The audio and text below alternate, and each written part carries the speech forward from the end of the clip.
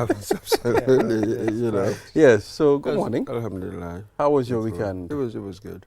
Well, the Hamatan wind is blowing from the Sahara Desert. And when that happens, we say it's the Mboyo season in Gambia. If you don't apply cream, you become white. I was very good at those things when I was going to school. I mean, to be very white and go to school during my childhood days. Good morning, Mr. Ade. Good morning. I can testify that the Hamatan is definitely here because on, I think, Tuesday of the week just gone by, I was sitting at my desk and I had a kind of spare 5 minutes and I looked down at my feet.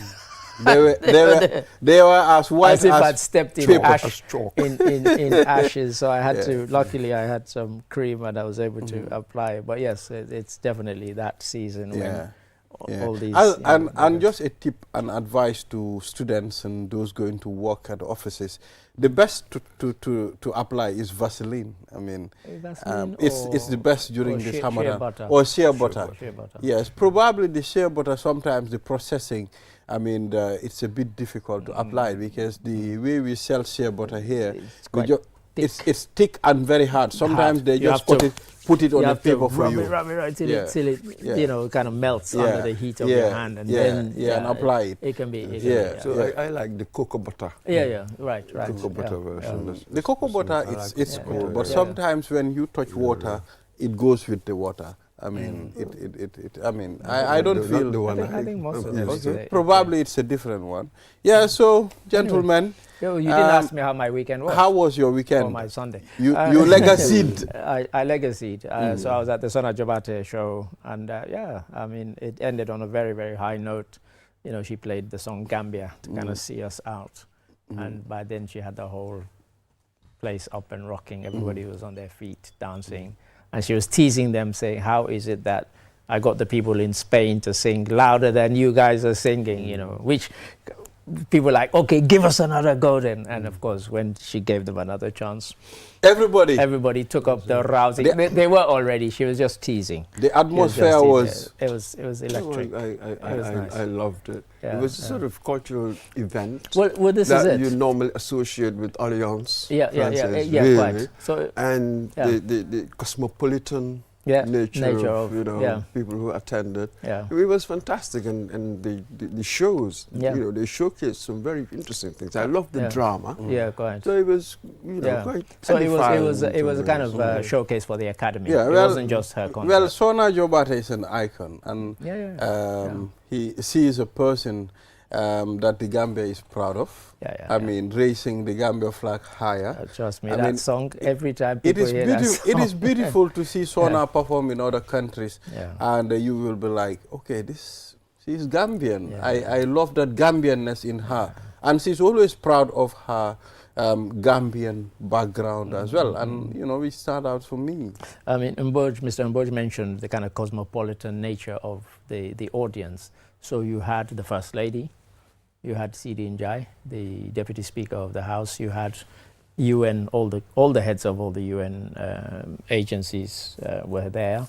You had various ambassadors, high commissioners, and you had, for want of a better word, ordinary people. So it was quite a nice, and you know, a healthy sprinkling of tourists as well. From Scandinavia, from England, Scotland. I met somebody from Germany who was a woman from Germany, and she was so excited. She said, please get Sona to give me an autograph, you know. And then an English guy said, you know, can you ask her to put to Roy? You know, I'm a big fan of hers, you know. And so it was nice. So after the concert ended, you know, people were coming, taking selfies and so on. It was a lovely atmosphere. And of course, diaspora. Well, this is it. And it was so it was a showcase for the Academy. So you had a couple of films that were done by somebody who is a student at the Academy, who's now a filmmaker, Lamin Diba. He has his own film company now called Reframe Africa. He was there. You had a lady, Rohi, who makes cosmetics, you know, hand creams and body lotions and so on. I bought some of her stuff a while back. So yeah, it was good. And then you had the concert, and then you had musical performances. You had drama by the students. It was a great showcase for the Academy to say, this is who we are, this is what we do. It was excellent. Yeah, it was good. Yeah. So today we'll take a look at the newspaper, the African Code, as well as we'll have a video, a story to play from COP30 in Belém, Brazil. Which went into overtime. Yes, and you know, we'll also have to talk about the fire incident, Mr. We can, yes. You know, and we'll be talking to the Pediatric Association of the Gambia. Yeah. We have, Pediatric. yes, we'll be talking to Dr. Lamin Makalo, who will be here. And of course, we will also be having the WHO country rep. He would be on the program, and we'll be talking about the new ambulances delivered to strengthen emergency care. Ambulances and medical equipment, $15 million is worth. They goes together. Yeah. So, well, let's take a look at the proverb. Even a king cannot live without water. Yeah. Water. Even a king cannot live without water. Without water. Is it Bambara? Yes, Bambara. Bambara people. Okay. Do you know I have this background, I have this connection, this blood lineage of Bambara. This guy. Who is he not connected to? Yes. He is Fula, he is Bambara. Yes. You know, my father's side, I am Bambara as well. My father's mother is Bambara. Oh. Yeah. Okay. Why do you think I am related to Bala Musa? Oh, Kurubali. Yeah. Bala is Bambara. I know, Bala has always told me that, but it's the first time I've heard it from you. Yes, our grandparents are related. Oh, right. Yeah, so we have this Bambara connection. My grandmother is Bambara. Okay. Yes. Although my grandfather is Fula, but my grandmom is Bambara. I met some Bambara artists in the UK a while back. Habib Kwate, who's excellent musician. First time I saw him, it was a free concert at a place called the Barbican in London. And people, when they heard the first few notes, by the end of the third or fourth song, the place was packed. And people couldn't believe that a concert this good was free, you know, because, you know, inside there was a kind of paid concert. And of course, the next year he came back. Of course, he was inside and people had to pay to go and see him, but it was absolutely brilliant, Habib Kwate. Yeah. So the proverb, even a king, Mr. Adedrame, what do you make of this proverb? Even a king. Cannot live without they're water. essentials in life. You know, people make the joke that if life was a thing that money could buy, the rich would live and the poor would die. It's you know, just because you're a king doesn't mean that, you know, you can do without water or anything, you know. I think there's a famous joke about when death came for the king. The king thought, you know, he lived up in the tower and, you know, death got there. He was a bit tired. He'd been taking people and the king thought, you know, Death had already told him, I'm coming for you tonight. And he was like, I know what I'll do. I'll cheat Death. I'll go and change places with my gate man. So, of course, Death arrives and he looks up. Oh, so that's quite a climb. You know what, gate man, I'll take you. So, of course, gate man happened to be the king. So a king could not escape death. Similarly, a king cannot. It reminds me of something else. You meet your destiny, the route you take to avoid it. Extraordinary. So yes, water, or water, as he told us, even a king cannot. So King Charles even must have water. Water is the very stuff of life. Yeah, absolutely. Yeah. We often say that death is the great leveler. But again, maybe the basic necessities of life, water, food, that's also an equalizer. Quite. Like breathing. You know, you can't say because I'm the king, I'm going to breathe better air than you. No, we breathe the same air. And that's why, you know, if you have parents who are sort of trying to tell you about treating things equally, these are some of the lessons they will give you, that even the king breathes the same air, you know, so don't kind of bow down or worship people. Respect them, maybe, because of their position. As an individual, there are things that you need for you to complete as an individual. You know, let's take a good example. You can be wealthy, you know, you can have everything. If your wealth cannot, I mean, connect you to the people or the things that you want to get, at some point there is something lacking. Imagine, Mr. Ade, you have your money and you go to a shop to buy, and they said we will not sell you. You order things and they'll tell you, no, we cannot order, you cannot order from us. So this means it is useless. It is a white elephant, you understand? At some point, when you are a king, you need the people around to rule. Otherwise, when there are no people, there is no kingdom for the king. I think what you mean to say is the interdependence. Absolutely. Absolutely. That's what I'm talking about. You know, we all need each other for it to work. Sure, you know, these daily lives, all these activities that are happening. You know, we interdepend on each other for it to work. You know, I'll come to work and I interact with Mr. Adedrame to make sure it works. Your reporters will come to you. If there is no reporter, there'll be no QTV News, Mr. A king without a country. An ex-president without a country. Oh, hang on, that reminds me of somebody. By the way, his passport is not ready. Let's not even go there. Yeah, you know, but yeah, you know. We'll mention it, we'll talk about it. Yeah, no. and I mean, you kind of went off on a tangent a bit, but one of the things you mentioned, and whilst it's in my head, I was just watching something last night about Lauryn Hill. When she came out with her album, The Miseducation of Lauryn Hill, she won 5 Grammys. And all of a sudden, all the fame and the fortune, it just kind of got to her, and she withdrew from the public eye. I mean, that album came out in, I can't remember what year now, 2011?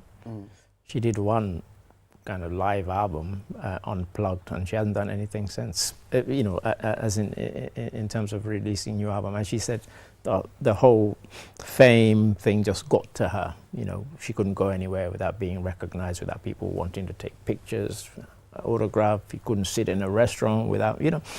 Some people crave that. But when they get it, they realize that it's not all everything. It comes with responsibility. Well, yes. Yeah, so viewers, we'll take a short break. After the break, then we will delve into the newspapers. We'll be back. Don't tell me they're having problem with my microphone. They did. Leader in optical care with 5 locations offering the best in visual health. With cutting-edge European technology, Opticalia delivers single vision lenses in just 20 minutes. At Opticalia, we care about our future. Eye exams are free for individuals under 18, ensuring everyone has access to quality eye care. But it's not just about vision. Opticalia also provides advanced audiology services to ensure your hearing health is in the best hands. Our audiology services offer European standard hearing aids and diagnostics, ensuring everyone can hear clearly. Whether it's testing or treatment, you can trust Opticalia for your auditory care. Opticalia offers European standard products, fair prices, and exceptional value all under one roof. Visit Opticalia at the Tropic Shopping Center near Senegambia or call us on 7767-121 or at any of our regional branches. Banjul 7767-126, Brikama 7767-123, Farafenni 7767-124, Basse 7767-125. Opticalia. Love what you see and hear.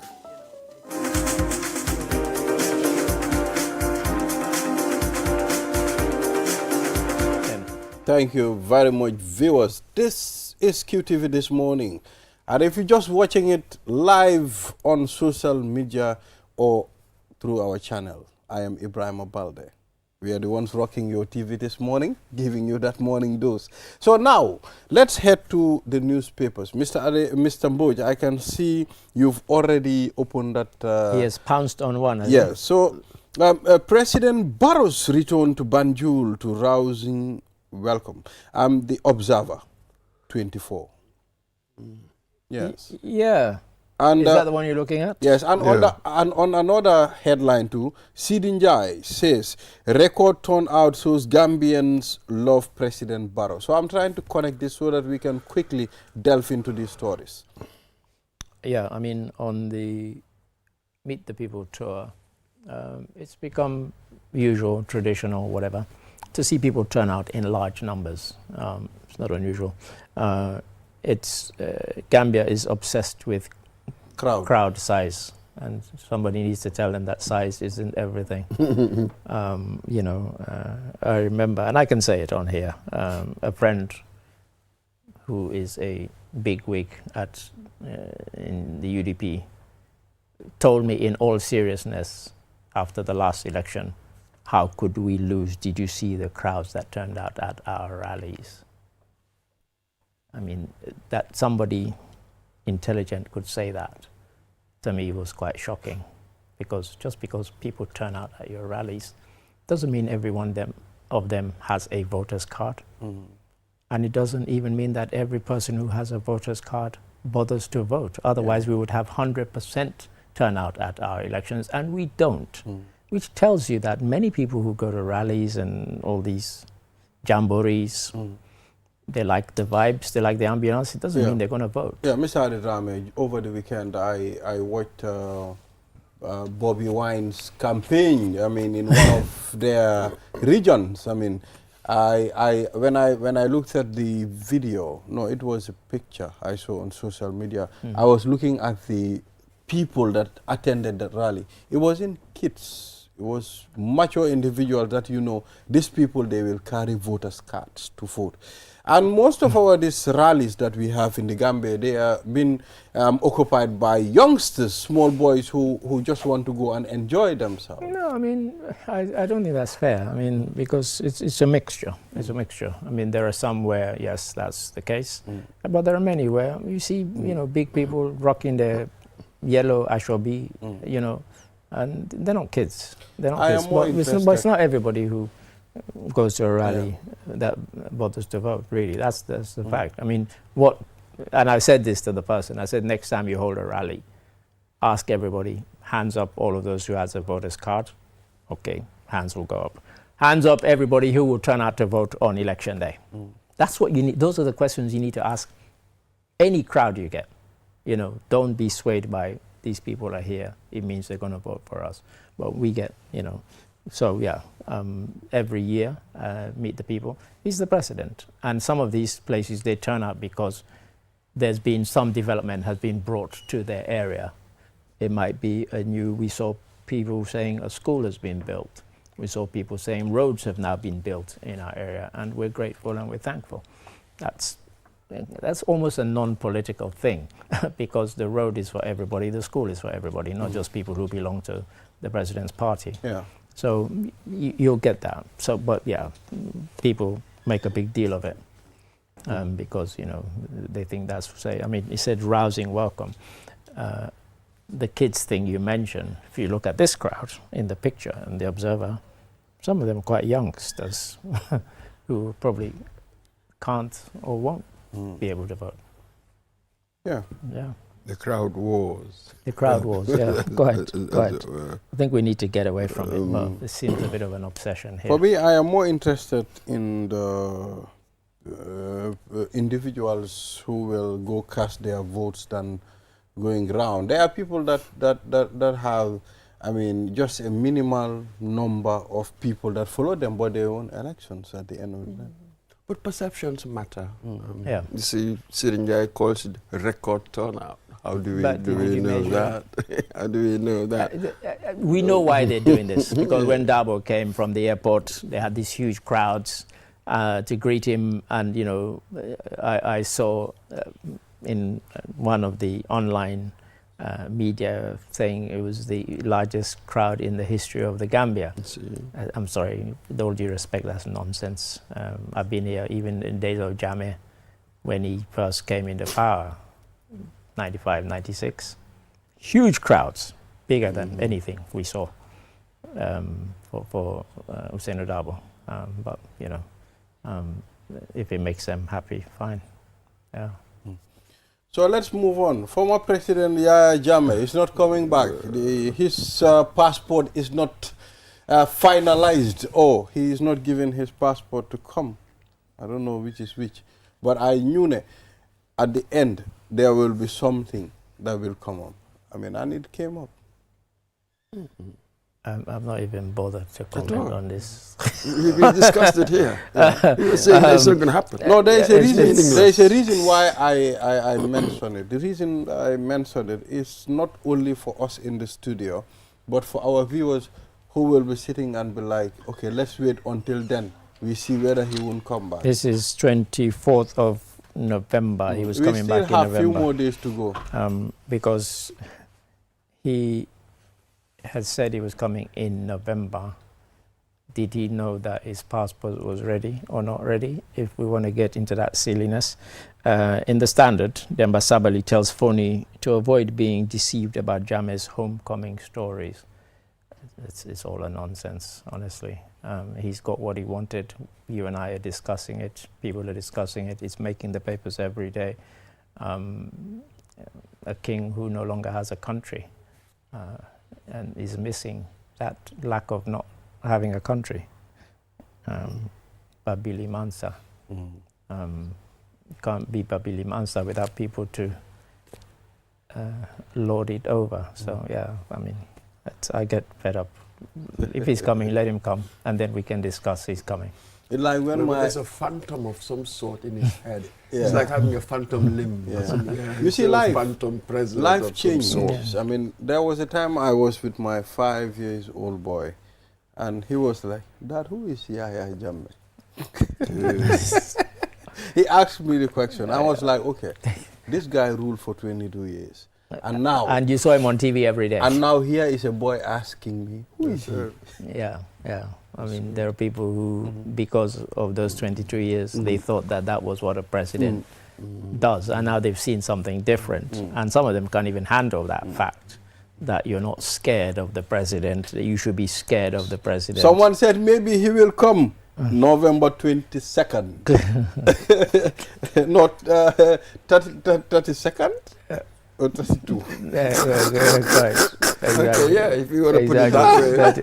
So, but any of those things, I mean, probably he would be coming. This means he's not coming at all. If we do have to mention this, I did think that given his, what's the word, his sense of theatre and drama, I thought he might come on the anniversary of the alleged November coup, but he didn't, just as well. But yeah, anyway, there are other stories. UDP so welcomes government. Let's move on. Standard. Standard resigned if they don't like Barrow. Amul Nyasi tells Fonyi Alkaluru to resign if they don't like Barrow. Musa Amul Nyasi. So was this Barrow by force? Yes. You know, and he used to Is there something in the constitution that says you have to like the president to be an was one of the strong men of the APRC, and he was also a National Assembly member at some time, but he lost his elections to, I think, not to the Alliance people. One of them, you know. Don't worry, we'll get you saying alliance one of these days. Yes. One of these days. The past elections. It's kind of it's a mixture between French and English. Yeah. So now, Mr. Adedrame, we are trying to it's already politicized. The alcaloships, the chieftaincies. You know, we talked about it on this program. Let us be very careful to balance this well. But these are now political appointment positions. Yeah, and they've always been. No, they were different, Mr. You mean when they had the hereditary thing? Yeah, but they always sort of, in one way or another, align themselves with this, with that. Yeah. You know, with these chiefs, we remember during Jawara's period, when we look at our history then, you know, the PPP had to do something about them when they come to the parliament, as it were. Yeah, so it was always really political. They were always a political force, really. And in Sierra Leone, there had always been a kind of unspoken tradition that if a bill went to parliament, the House of Representatives, as it's called, and if there was a tie between the government and the opposition, the paramount chiefs always voted with the government for the bill to go through, okay?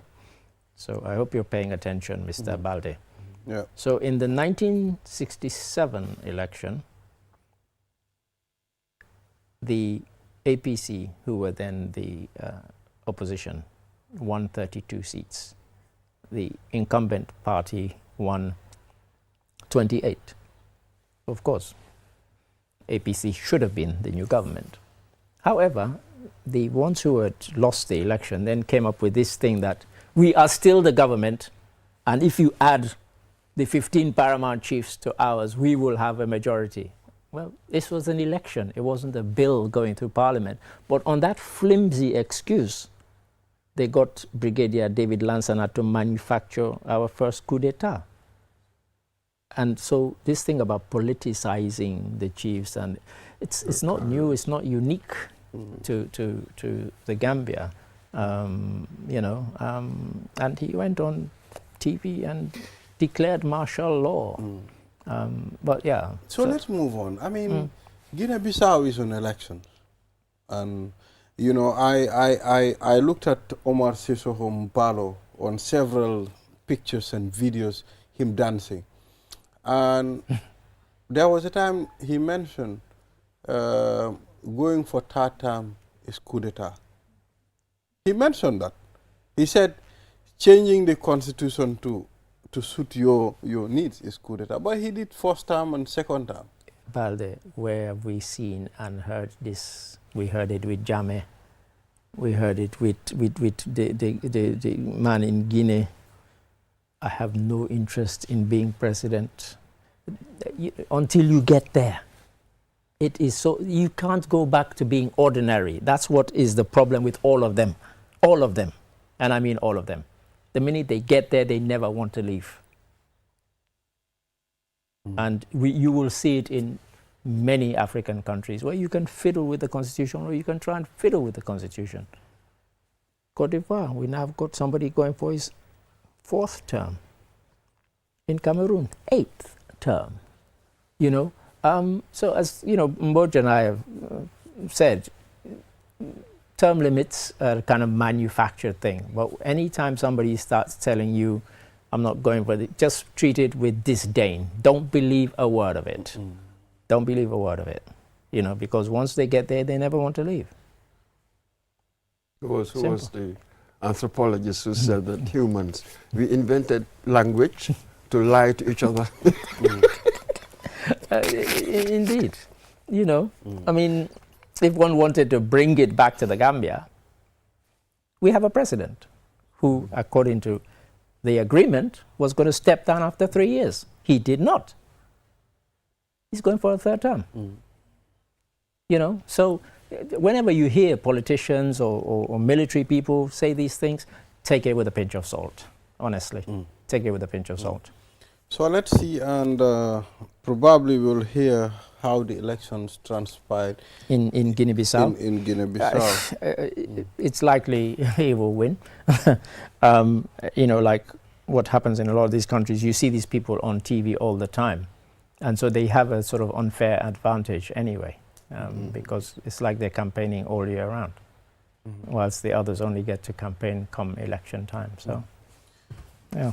After a long, tense negotiations and several disagreements over finance and support to vulnerable countries, 195 parties adopted the Belém package, a set of 29 decisions aimed at moving climate action from talk to real delivery. Julien Jai is in Belém, Brazil, and this is her report. 30 closed with the official adaptation of Belém package, which includes decisions on climate finance, just transition, gender, technology, and new tools to speed up implementation. Now, a key decision is a commitment to triple adaptation finance by 2035, giving developing countries hope for stronger support as climate impacts worsen. Countries also approved the Baku Adaptation Roadmap for 2026-2028 and finalized 59 voluntary indicators to help track progress under the global goal on adaptation. But what does this mean for the least developed countries like the Gambia?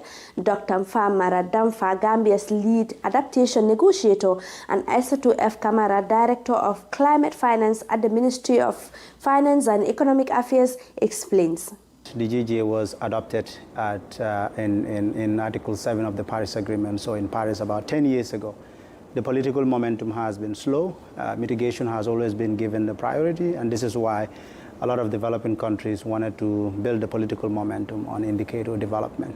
So they started a 2-year work program called the UAE Belém Work Program on Indicators, which assigned experts, 78 experts globally, to develop indicators. And those submissions brought the number of indicators to nearly 10,000, and the experts work on this, and then the final list, we have 100.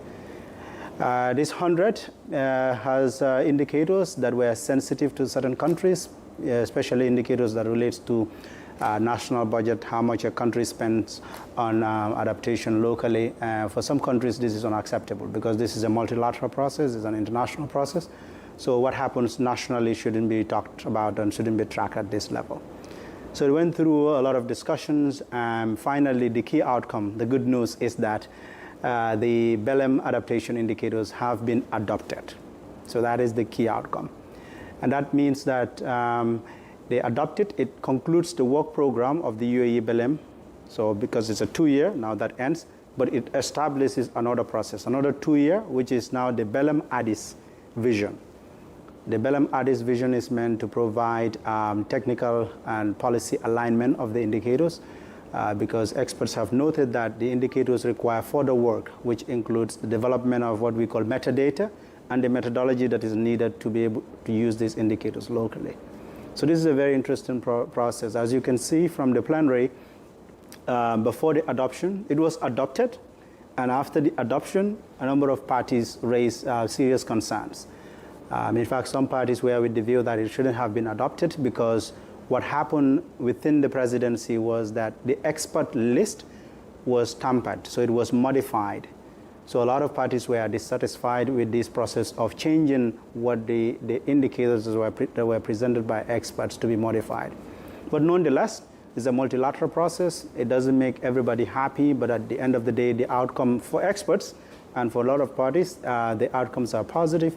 And again, in 2 years, we will continue to do the political refinement, or they call it the policy refinement, and the technical refinement of those indicators to make them ready for countries. And why is this important? Because this is similar to the SDGs. Remember, when we put the SDGs together, everyone was excited because indicators help you to know if you're taking action, whether you are making progress. So it's like a monitoring tool. So in other words, this will help the GST, the Global Stock Take, is meant to take stock of the implementation of the Paris Agreement. So again, indicators are agreed to make them agreeable. Parties have agreed that these are voluntary by nature, they are non-prescriptive, and there is unfortunately no means of implementation at the moment, which means that there is no finance provided at the moment. In Glasgow, we had adopted a climate compact decision, which was basically calling for developed countries to double adaptation finance, which was from 2019 levels. So in 2019, the adaptation finance they had provided was about 20 billion. So in Glasgow, we adopted a decision to say that they need to double that finance for adaptation by 2025 to 40 billion.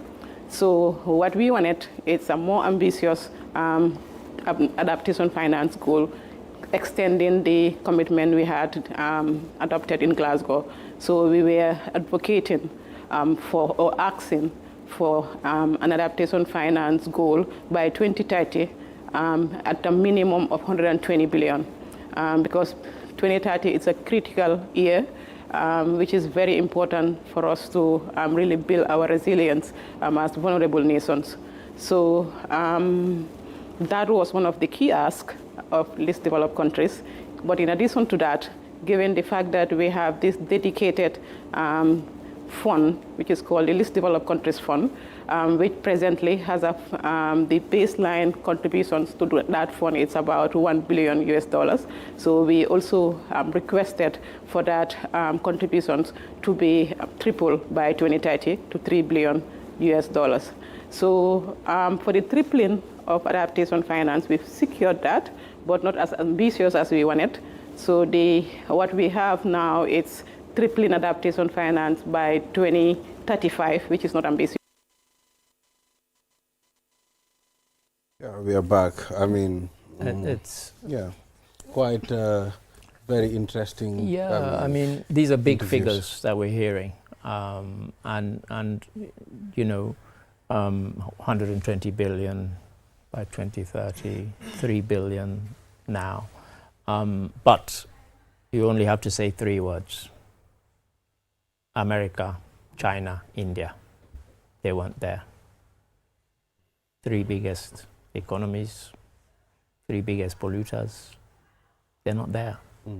So, you know, what can be achieved without buy-in from them is very little. I mean, we can pat ourselves on the back and say, you know, but before we do, and before we get invaded by Guinea-Bissau, Embalo was prime minister, but he only became president in 2020.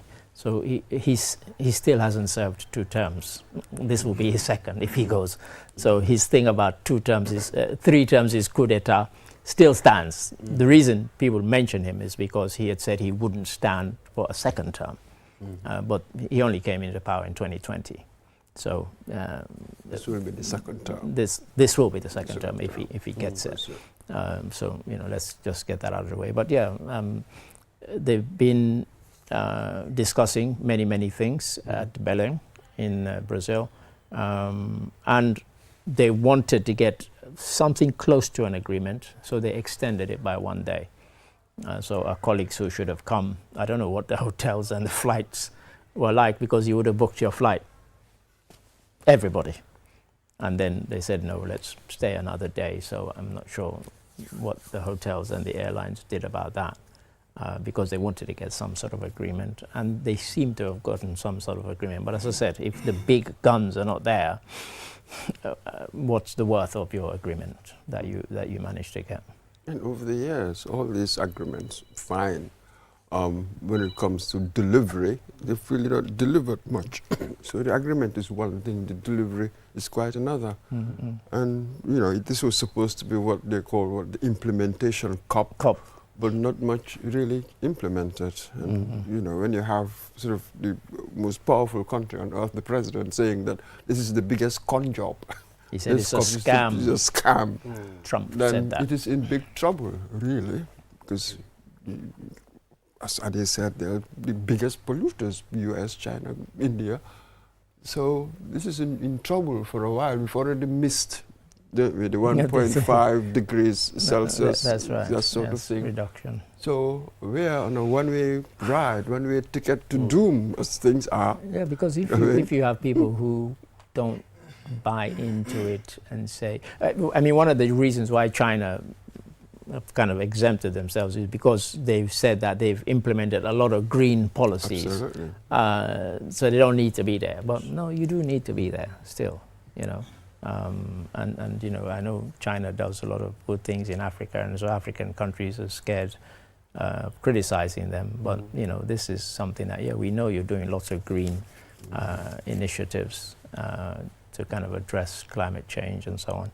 But it would have been nice to. Yeah, so let's wait and see what's really going to happen. But when are they going to release the funds? I mean, that's the thing. That's the big. That's the big. I think releasing the funds, ponderable.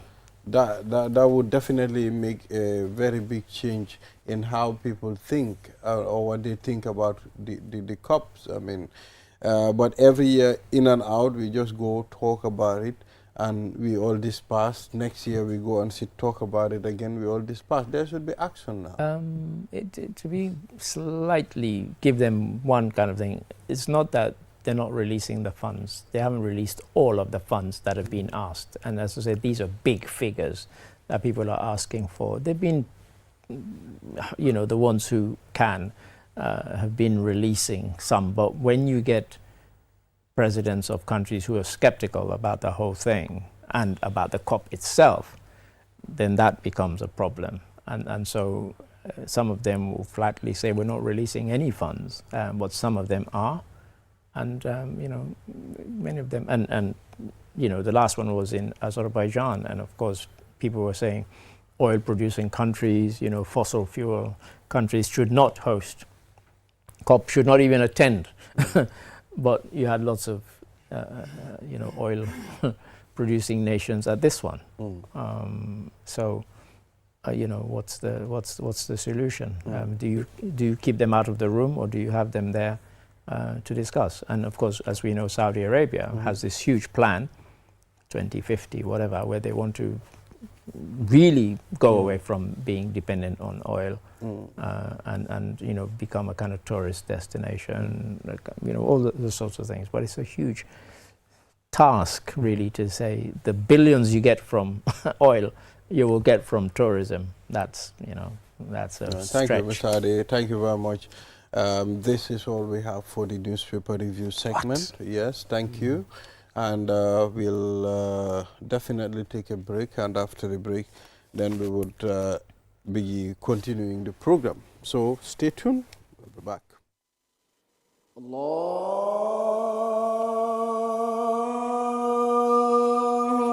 Gilabila radiyallahu anha wadi noddingol folongol e Islam.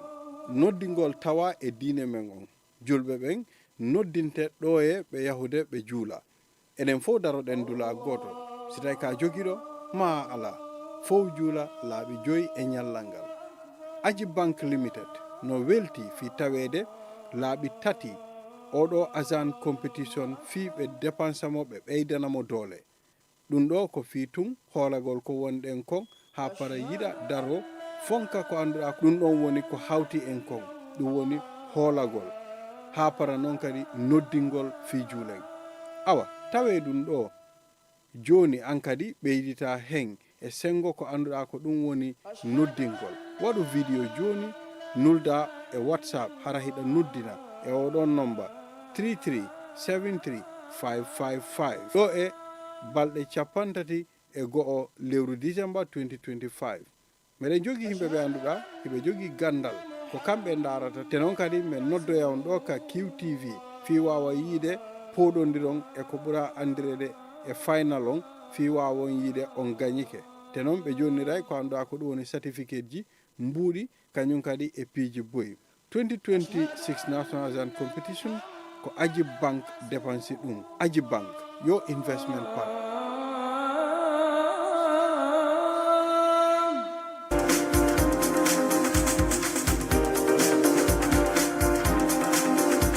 We are back. You're watching QTV this morning. I am Ibrahim Abalde. Now let's move on to the other segment of this program on pediatric care in the Gambia. We have Dr. Lamin Makalo, senior,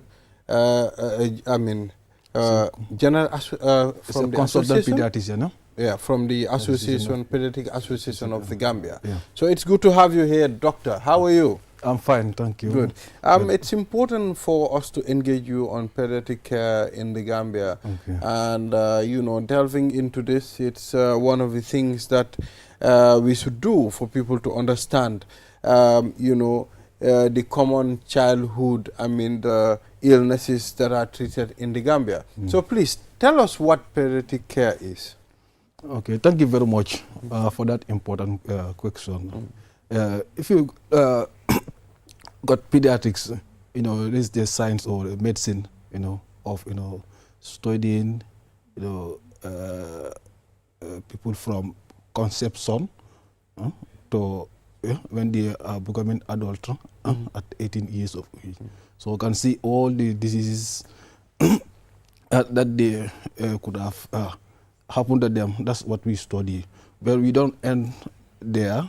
Even, you know, go after them in the societies that they live, how the environment also affect them.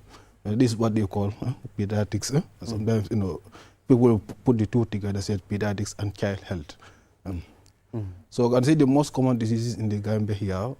You can see as of now, we have a lot of malnutrition childhood malnutrition, a lot of malaria, other infectious diseases like meningitis, gastroenteritis, diarrhea with vomiting, kidney injuries, a lot of them are happening in the Gambia here.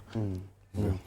You talked about one of the common signs of one of the common diseases in the Gambia is malnutrition. But, I mean, malnutrition is a form of maybe the food that an individual eats, maybe a child or something. Yeah. I mean, what advice do you people give to parents or any other individual to make sure, at least if you don't get all that the child needs, but at least there should be supplements? Yes, what we advise, because if we look at it, if you want to prevent malnutrition, you have to take care of the mother first. Mother carrying the baby. Otherwise, if the mother is not that healthy, we end up, giving birth to a very, very small child, a baby. And at the end of the day, that child also will grow to become a small adult, to become pregnant again. That's what they call the vicious cycle. So, and then when they are born, your child for 6 months, and thereafter, then you start introducing what they call complementary feed. So that complementary feed should be well prepared. In Gambia here, we don't have problem with that because we have our coos, maize, rice, that could be properly prepared, and we add milk, other fortification. But because of how sometimes mothers prepare it, that can lead to problems. That's it. Or sometimes people want to conserve maybe the other foods that they are taking, like the Cerelac and others. They want to conserve it. At the end of the day, they don't give what is enough for the child. So at the end of the day, the child will develop malnutrition. But there are other instances also. Maybe the child may have suffered from other chronic diseases, like congenital heart disease, sickle cell anemia, or renal problems, or even sometimes HIV/AIDS. Some of the kids are born with it. But you can see that rate is also going down, because you can see, if you look at the prevalence among children now, we find out that it's just 0.4%. That's because of the care that the mothers receive during antenatal period. Because most of them are screened for HIV/AIDS, and then start intervening at that time. You can see most children, most of the children will not end up getting it. So that's how it is. Yeah. You are the Secretary General of the Pediatric Association of the Gambia. Yes. What does the association do? Yeah, so Pediatric Association of the Gambia was established in 2000. The main purpose of the association is to advocate for our children, sensitize that health educate the population about child care in the Gambia, and then conduct research, and maybe innovation in child care. So you can see since our inception, that's what we have been doing up to today. And we have achieved a lot, in the areas of research. You can see we did a lot of research in sickle cell anemia here. We are now on malnutrition, cardiovascular disease also. We did all those things. And even during COVID, we are in the forefront, try to take care of children where they are.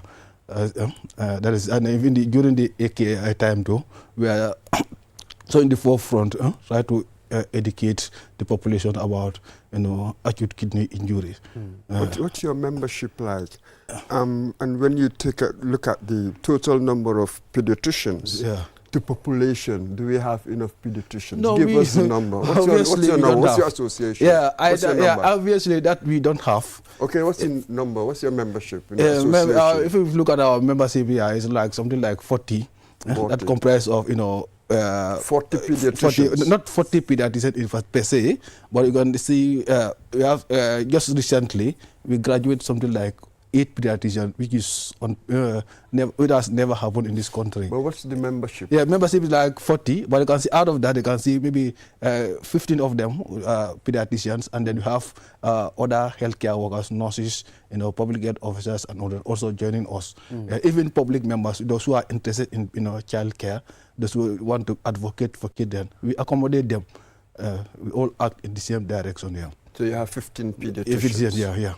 All right. Yeah. So you said you've done research. Yeah. Just point to one particular research with an impact that you've done. Yes. I can see in 2019, if you go to Edward Francis Moore Teaching Hospital, there is not they call this diagnosis, what they call HP electrophoresis. It was not available. It was only available at MRC, and maybe some of the privates were doing it. Well, because of our research, we were able to conduct a nationwide screening of sickle cell disease in the country. But then there was no information available about it. What was the prevalent? Well, we went to do a nationwide screening, and what we used was a point of care test that you can sit here and if you take your blood within 10 minutes, we get the result. Unlike the one that was done at MRC, by then you can see something like can take you 3 days before you get your result. But nowadays you can see all over the country today we have even Bansan today. If you go there, you find people doing it there. So that has helped us a lot. Understand the disease very well in the country. Before then there was no data, but now we are able to generate the data. We're able to know that the prevalence of sickle cell anemia in the country is 1.5%. That's like in our even in Senegal, other West African countries. That's how it is like that. And then we went to characterize the disease. How it affects their quality of life. What is the level of severity? What are the common complications there? And then what is our treatment impact? If you look at it before then, people were not talking about hydroxyurea. Hydroxyurea is what they call a disease modifying agent. It helps to modify the disease, reduce that pain, anemia, too many transfusions. And I can see people will be free of that pain, and then they will go to school, learn, and then achieve. So we are able to achieve all those things now. We have even reduced stroke levels among our pediatric populations here, because you can see what happened. We can diagnose them early and then start treatment, and then they will not get stroke. But before, what was happening is that they can see a child as young as 2 years develop stroke. But because of this intervention and this research, we are able to cut down all those things. And not only that, as I told you, we went in for the congenital heart disease. We know the prevalence now. That is 0.8%. Although it looks small, but it's significant. And then we know the risk factors, that are causing congenital heart disease. And I know further researches are going on, because I can see this conference that we have just concluded. It has sent many of our scientists going to look for other conditions. And then, all those things are going to help the development of pediatrics and child health in the country. So let's talk about the access, pediatric services across the country compared to the urban area and the rural area. Yes, of course, if we come to urban side, the access is far better than you can see the Ministry of Health is doing a lot. You can see if you go to Bansang, you find out that all the 30 graduates, those who graduated from the University of the Gambia, and they finished their what they call the house job, that internship, we are posted outside. If you go to Bansang, you find them there, and they are doing a very good job there, because we look at the type of cases that they are referring to us, and we find out that the way they manage is far better than other healthcare workers.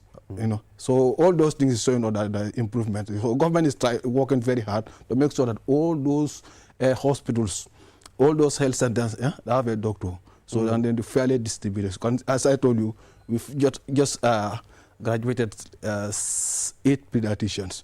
So we just want to make sure that they finish their what they call fellowship, and thereafter then you can see all the hospitals in the country will have a pediatrician there, and then develop our what they call neonatal intensive care, pediatric emergency care, and all those and all other things that will come. So what are the main child mortality rate?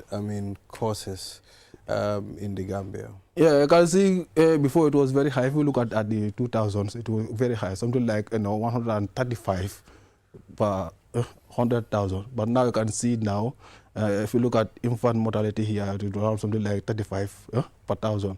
That's it. So you can see it is reducing from that 2,000 up to now. So a lot of efforts are doing. And what are the causes? What do you? So you can see causes like pneumonia. But you can see even with that pneumonia, you can see vaccine is being developed. Strep pneumonia. It's been developed to take care of that. You can see the reduction in that. This diarrhea, another vaccine also is developed, what they call rotavirus diarrhea. Rotavirus vaccination is also developed. You can see that. You can see a decline in that also. And others like meningitis. Nowadays you don't see hemophilus influenza because of the vaccine. So that's why we are always encouraging mothers to take their children for vaccination. That's very important. So I can see, I've seen the decline trend, even with malnutrition that we are talking about. Before, it would be around something like 29 per 1,000. But today it has gone up to something like, that is stunting, it has gone up to something like 17 per 1,000. That's it. And even the mortality rate, everything is going down just because of the level of care that they are receiving. So people may think that people are not working, but at least we are reducing things, and then we are going slowly. Maybe one day we'll be there. We'll be at the level that at that desirable level. I wonder, what are the biggest challenges you face in doing your job as a pediatrician? Yes. Okay. Yes. The things that are stopping you from getting to that desirable. Yes. results. Sometimes it is difficult, as you said. We don't have that manpower. Well, you can see now we are developing them now. That manpower is coming. Well, you know what? One person cannot be the cardiologist. You want to be the nephrologist. You want to be the hematologist. That is it. So we want to. But you can see now.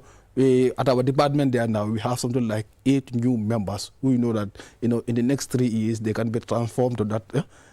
Someone can be a nephrologist, somebody can be hematologist, and all those coming. So the other things like maybe the diagnostics. So sometimes you want to do some diagnosis. We know that this child may be suffering from this. You want to make a diagnosis, but the test is not available in the country and maybe very expensive.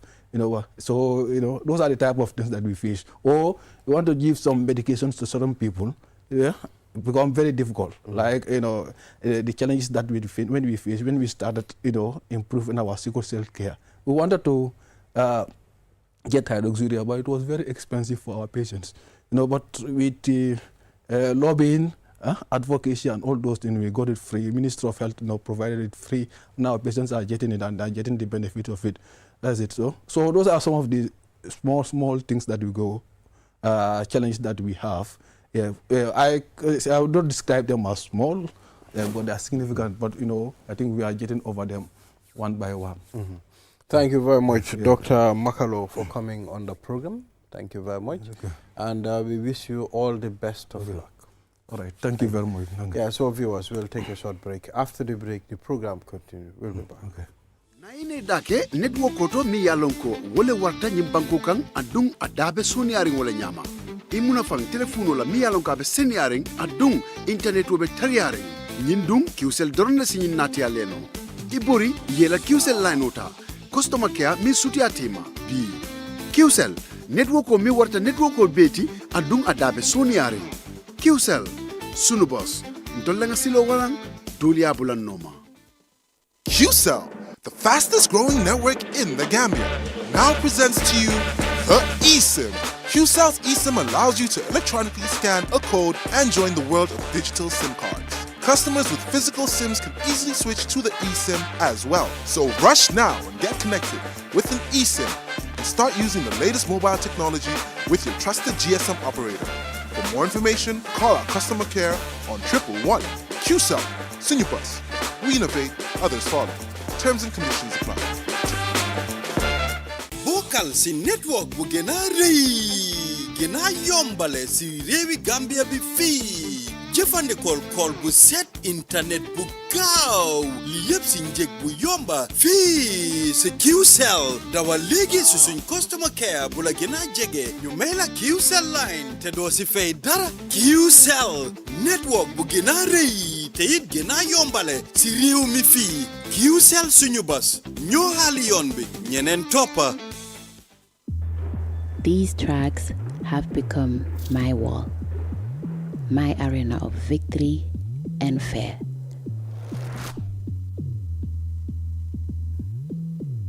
I relentlessly walk, push, strain, and stretched. Moments when every fiber of my being screams, give up. But the fire within me won't let me quit. Despite the burning muscles, in this sport, every moment matters. Every second counts. My failures, my dreams, my pain, my triumphs, they propel me forward beyond all limits.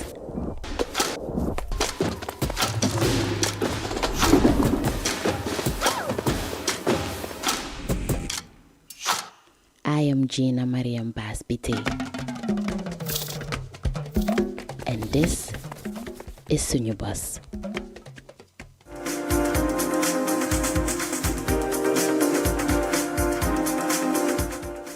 Watching QTV this morning. I am Ibrahim Abalde. Now let's move on to the last segment of this program. I mean, the World Health Organization has donated 2 fully equipped ambulances and essential medical supplies worth $15 million to Gambia's Ministry of Health. The support is expected to enhance emergency response and strengthen referral system. And we have the WHO country representative, Dr. Nathan Bachaita. Welcome to the program, sir. Thank you so much. It's good to have you. This is the second time. Yes, it's the second time. It's an honor to be here. It's always good to have you, sir. Yes, sir. Yes. So let's talk about, I mean, this donation. I mean, very significant, and will strengthen the health system of the Gambia. How many ambulances are these? So we were able to donate 2 fully equipped ambulances. These Toyota Land Cruisers, 4-wheel drive with full equipment, meaning that even when a patient is referred from one place to another in this ambulance, the treatment can start while you are still in the ambulance because of the level of equipment that is there. But it's also 4-wheel drive, meaning that it could also serve places that are difficult to reach. As you know, when the sky is open over this country, sometimes the roads are difficult, but when you have a 4-wheel drive ambulance, I think it can go to that place. They're brand new. In addition, we also added oxygen concentrators. I'm sure you recall during COVID-19, when oxygen became a very serious commodity that you needed. At that time it was for COVID, but we had forgotten that we also need oxygen when we have children who have pneumonias. We also need oxygen when we are carrying out operations. Sometimes somebody has had a major accident and they need oxygen support, and so many other things. So we also put in some 10 oxygen concentrators, some oxygen cylinders, and a lot of other accessories. The idea being that although the ambulances were supplied by our emergency program, the one that looks at emergencies, because when you have emergencies, sometimes you have conditions that you need to transfer from a particular isolation center. An ambulance serves that, but this ambulance is such that it supports the entire health system.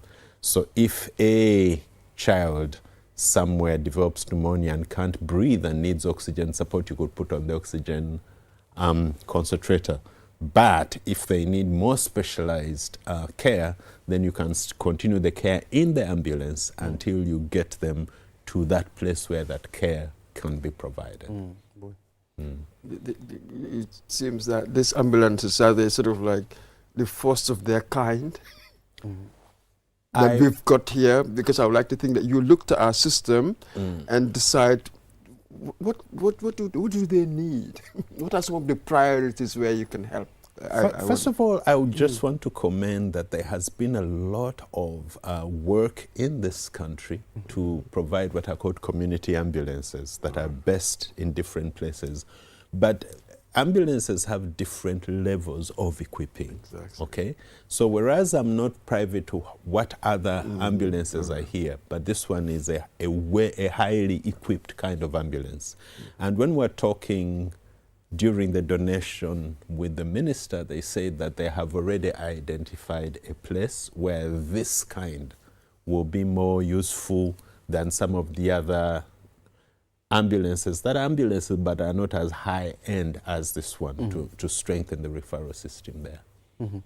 Well, I think these are the type of ambulances that we have. I mean, the ones that we know in this country is the one that will transport a patient from the major hospital to another location. So, I mean, what about training? I mean, on how to handle some of the things inside? It's very important. I think it is very important when an ambulance is just a tool, but the user of that tool determines the outcomes. So the government has a very robust system of training people who will, first of all, even just driving an ambulance is a special skill. The nurses who will attend to the people in the ambulance and whoever will accompany them, those who receive the patient. So there is a robust system that is in place for training those kind of people. Yeah. Exactly. I mean, maintenance is also very significant. It's not just a matter of getting the ambulance and, without following the proper routine of maintenance. So let's talk about the medical equipments that are fitted in this ambulance worth $15 million. Okay, there is a whole long list of medications and supplies, but the most important thing is that when you put somebody in that ambulance, if they need a drip, they are on a drip, you have somewhere to put it. If you need to do some quick resuscitation, you're able to do that. So you have the stretchers, you have the ambu bags, you have the oxygen cylinders, you have the oxygen concentrators, and so on. The things that can enable you to resuscitate a patient and keep them alive until you get to your next level. As we remember, there's what we call the ABCs, okay? The airway is somebody breathing, okay? Airway breathing, and then the circulation, okay, is the airway open. So these ambulances have the equipment to make sure that that ABC is taken care of before, as you are being transported. Yeah. As opposed to what you just said, a vehicle labeled ambulance, but all it can do is sit here and we take you to the next level. This one has a proper bed, has a cabinet where the person who's attending you has the various medications and tools, whether to support your airway or your breathing or your circulation, all those are inside. I remember there was a time I engaged the Gambia Red Cross. They were here. And, when we mentioned what we call an ambulance in the Gambia, and I believe the Red Cross is the only group that has a well-equipped ambulance then, before the arrival of these two. Well, what I would just say is that... Let me just add this before you come in. And then his worry was, you've got a lot of organizations outside donating ambulances to us, but they're really not fit for purpose. So he was scared that there was this kind of dumping, I don't know what to call it, of these ambulances when they were not really fit for purpose here. I think that was due to the concern as well. That happens, and I guess the way to support that is that every country has policies and standards where they agree and say that if there is any donation that is coming in, it must meet these minimum standards so that you avoid the kind of dumping. I've been in countries other than this one where that has happened. A lot of money is spent in getting this donated equipment. In the particular country I'm talking about, it wasn't ambulances, but they were fire engines. And then they get there and they are totally not appropriate for the setting. But as you know, for WHO, we are very involved. One of our key assignments, mandates, is to set standards. So we will never donate something that does not meet the standards we espouse. So this one meets that. But at the same time, I also need to, let's just say this, that a fully equipped ambulance like we did costs a lot of money, all right? So you have to look at the various needs that are in the health system and say, for this level we'll have this type of ambulance, and for this one we'll have this type, depending upon the need and the level, because you do what? You make the coat according to the cloth you have. But I must assure you that these two ambulances are top notch. Okay, apart from the ambulance, you know, I mean, what other thing is the WHO embarking on currently? What about the mosquito nets distribution? Let me just put it this way, that WHO, most of our work is technical assistance, all right? We help to set the norms and the standards. So we do a lot of work to do with policies, strategies, guidelines, and once in a while we are able to provide equipment like this time. How did this ambulance donation happen? The regional office, because of the emergency program we have called SARG, bought quite a number of ambulances, knowing that sometimes during emergencies you need an ambulance to transport a high-risk patient from one place maybe to an isolation center. So they bought a number of these, and they were at our various hubs. So our new regional director, Dr. Janabi, made a decision and said, we are going to distribute these ambulances across the various countries in the region. So that's how Gambia got the 2, other countries got 2, others got 3, others got 8, and so on. But we got our 2 as a result of that. Now, getting back to your question about the mosquito net, again, going to what I just mentioned regarding our main mandate of technical assistance, we are always involved in setting the standards of which nets are to be distributed. We have been involved in the strategy development to make sure that they are part of the malaria strategy of this country. And when we are planning the distribution, we are part of the team that does that. So WHO per se will not supply mosquito nets, but will be part of the technical work to ensure that the nets get to the people who need them. That's how we work, and you can take that to any condition. Is it HIV? Again, we do the uphill work, the upstream work of technical support, but work alongside those who are providing and so on. That's it. Maybe you've partly answered this. Just as you said, the WHO, you set standards, helping policy and the like. So I was wondering, when or how do you decide maybe when to donate or when to give something? How we decide to donate depends upon, one, the request from the country, but it could also be an issue of we have something that, because sometimes there are philanthropists who come and we have these things, and if they meet the standard, we are able to do that.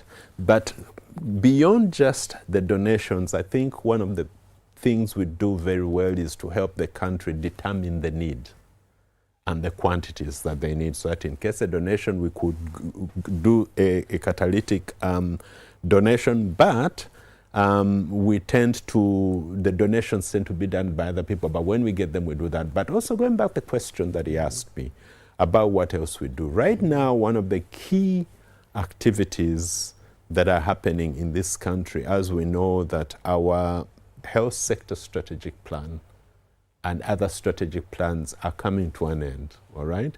Because they were 2025 is the some were 2020, 2025, many were 2021, 2025. So one of the big pieces of work we are going to do this year and the year coming is to evaluate the current strategic plans. Already we've started with the malaria one, but also the National Health Sector Strategic Plan, also working with other partners and UN agencies, the HIV National Strategic Plan. So we are going through an exercise of looking at the plan. Did we achieve what we wanted to achieve? If we did not, why didn't we achieve? And what are the gaps going forward? And so we'll work alongside the Ministry of Health and the key stakeholders to make sure we have a solid health sector strategic plan for the next period, which would be 2025, maybe to 2030. Now, why is this important? When you do that and also work with the relevant policies and the relevant guidelines, it means that if anybody comes in and wants to support the Gambia on anything, you refer them to that plan and then they're able to invest. For instance, the Global Fund. You know about the Global Fund again for AIDS, TB, and malaria? They only invest in a country in things that are in agreement with your strategic plan, with your policies, and with your guidelines. When you go to Gavi, the immunization group, again, they make sure that you have a robust immunization strategic plan and policy, and they invest according to that. So that is why I said that part of our work is upstream, but it helps to streamline what other people can do within the country. Because once we do that, we also agree on the standards of what will be done and also how we evaluate the impact, so that at the end of the day, the ministry has a very clear picture of what the Ministry of Health is going to do, who's going to do what, and how we will determine what has been accomplished. So we do a lot of that work. So what challenges does WHO face in implementing some of its projects, especially within the rural Gambia? Okay, we don't have a project approach as such. First, we support the whole program. But if you may ask me about the issues, the health issues at the community level, there are many. But I'll just focus on the health system. Of course, if you look at the health system, and if I use the health system building blocks, okay? First of all, we have the issue of infrastructure, all right? Sometimes we have inadequate buildings or even equipment in order to be able to provide services in the rural areas. And recently, I had an opportunity to go around with the Ministry of Health looking at some of the infrastructure development to improve that situation. The other issue is human resources for health. You may not have, we have a standard number and type of health worker that should be at every level of the health system in this country. But we are barely crossing 50% of those that are needed in order to make sure that the system works at that lower level. Of course, the dalasi, money. Money is always an issue, because all these things we are talking about, that's why we talk about health system investments, because it costs money. So sometimes the resources. But then, if we turn to the community itself, the community can decide whether to access the services or not, all right? Depending upon what they think that service looks like, whether they think that that service will provide the duty. So there's the issue of, are there community beliefs? Are there community beliefs and values that prevent people from accessing the services that you've provided? Then beyond that, you go to the medicines and health technologies. We would like to have certain medicines at every level, but just like any other country, you get some shortages of some medicines, not all the time, but some of the time when you need them. The equipment you need, maybe you provided them, they're broken down, they're not working. So there are all these various issues like any other health system would have. But the good thing is that there are policies and strategies and guidelines in place on how to manage all these things, but sometimes you are limited mostly by the human resources and the equipment, and a number of times by the resources, the money that is needed to get these services out. All right, so Mr. Bush, so we have, thank you Dr. Bachaira for coming on the program, and we hope to engage you more in the future. Thank you for the good job that WHO is doing. Yeah, thank you so much, and maybe let me just conclude by saying that some of the workers there tell you they have skills, But what WHO has done is to provide wheels, okay?